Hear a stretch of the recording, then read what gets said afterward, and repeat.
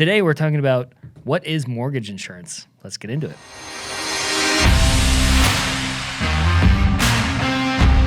We have Seanna Cormier with us, Hello. a senior mortgage loan officer with Guild Mortgage That's here in right. Tucson. She's a fantastic loan officer. And you. so we are talking about mortgage insurance. There are ways to avoid mortgage insurance, and sometimes you have to have mortgage insurance. That's true. Can you explain just the basics and what mortgage insurance is? Sure. So most people think they have to put down, well, not most people, a lot of first-time home buyers Especially first-time home buyers. assume that they can't buy a house unless they have a 20% down payment. Well, mortgage insurance comes into play in lieu of having a 20% down payment.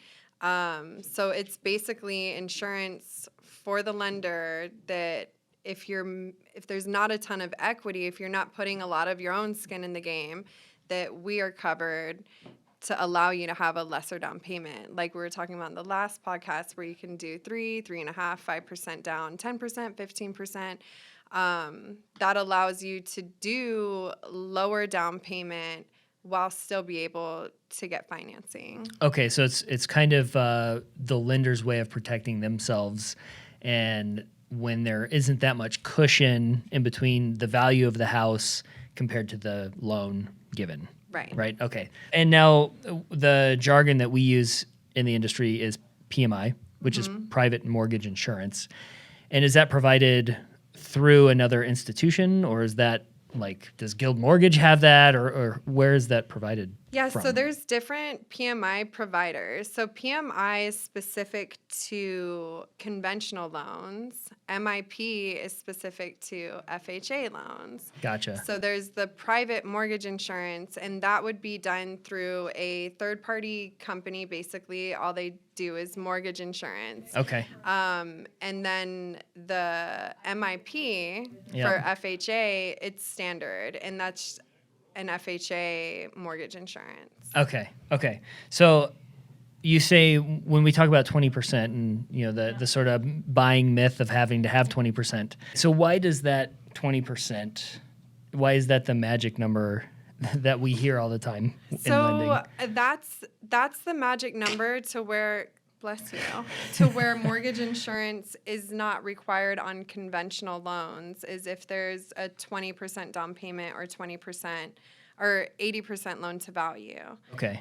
And that's not just for conventional, right? Is that for FHA? Or Well, do they FHA always has mortgage insurance. Okay. So that's why I specifically said conventional, because an FHA loan's going to always have mortgage insurance, at least at the time of origination. Okay. And that's because it's a government-backed loan. Is that the reason? I guess we could assume why. Okay. It's the requirements that are part of getting an FHA loan.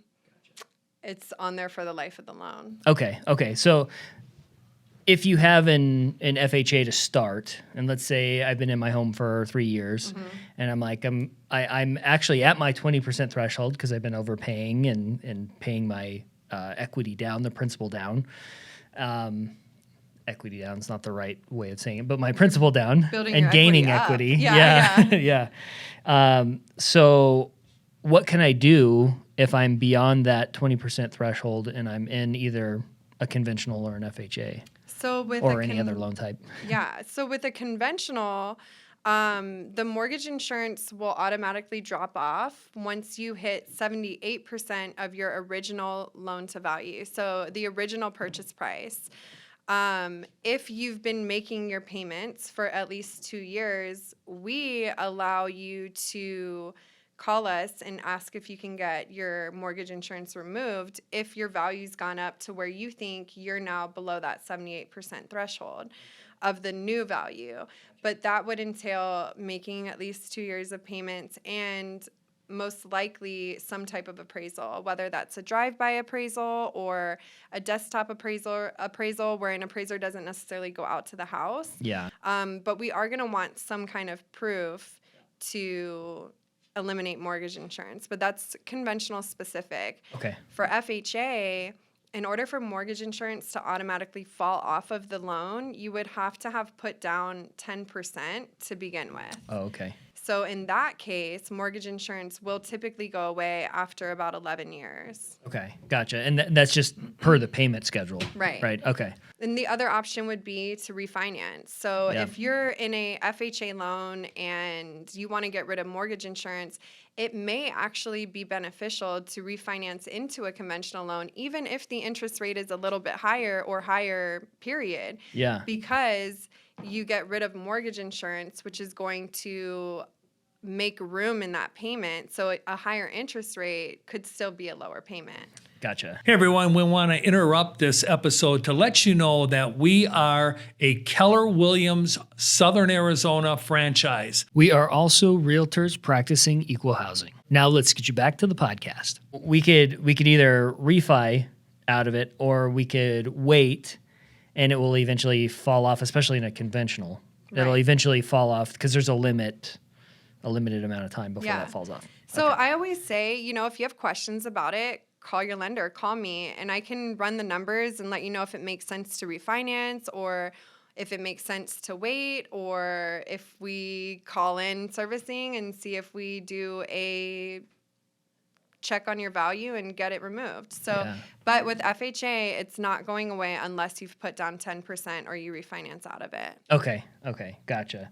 Yeah, so there are, with those different loan types, different stipulations that you Right. have to meet, and okay. So with FHA, there's also the upfront mortgage insurance premium. Okay. And that is rolled most of the time. I mean, almost every time. I don't even know if I can think of a loan that I've ever done where they haven't financed in the upfront mortgage insurance. Yeah. But there's also upfront mortgage insurance that's on there. So that gets rolled in, and then you have the monthly, well, it's an annual Yeah.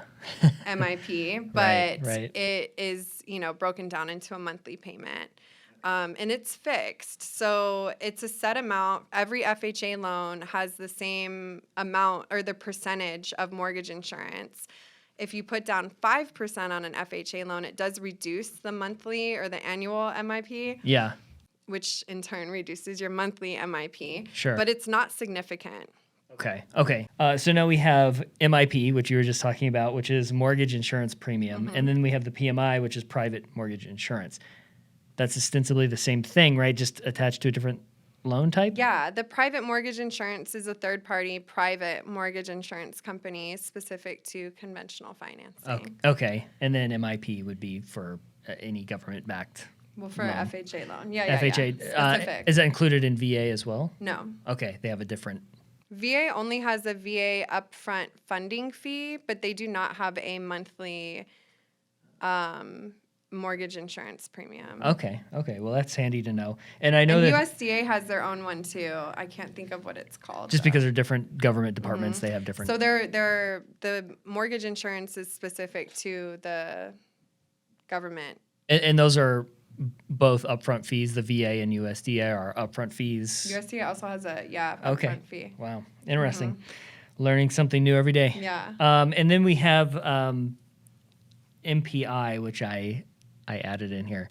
This is I took it out because I was yeah. like, what's MPI? What's MPI? I know this is actually an insurance that it's to help you if you miss payments or you get unemployed. It will actually cover. I gotcha. Yeah, which is a whole separate deal away from what we do. Right. It's totally separate. It would Yeah. be completely done by like a third party person that sells insurance Yeah. to help protect against emergencies or Yeah. life events, right? Yeah.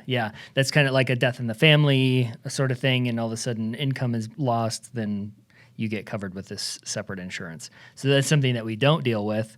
However, it is out there as a It's an potential way option to, as an extra safety net if you're interested. and can afford it. Reach out to your financial advisor. Yeah. Because they can probably recommend you. I know I have a guy. Yeah, I'm sure someone that like New York Life, who we're not Yes. affiliated with, or another life insurance company could probably hook you up with For that. sure. So, all right. Well, thank you, Seanna. I appreciate you being on the You're program, welcome. and we'll see you on the next one.